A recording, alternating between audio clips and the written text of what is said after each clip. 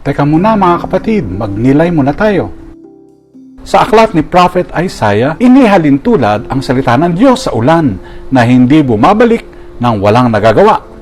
Sa Ebanghelyo ni San Mateo, itinuturo ni Jesus ang tamang pananalangin, isang pagtitiwala sa Ama at pagpapatawad sa kapwa. Isang magandang halimbawa ang water clock o clepsydra. Noon, ginagamit ito upang sukatin ang oras sa pamamagitan ng tuloy-tuloy na pag-agos ng tubig.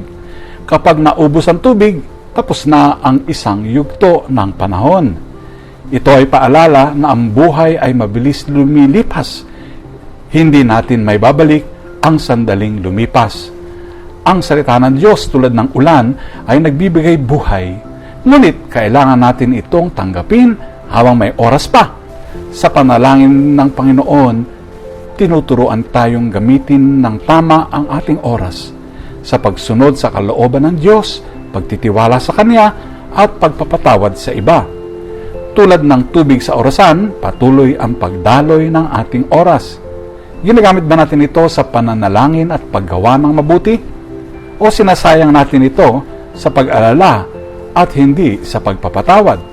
Pinaalalahanan tayo ni Jesus na ang panalangin ay hindi dapat maging walang laman, kung hindi nagmumula sa pusong bukas sa biyaya ng Diyos. Habang patuloy ang pagdaloy ng ating buhay, naway gamitin natin ito upang lumapit sa Kanya sa bawat sandali. Amen.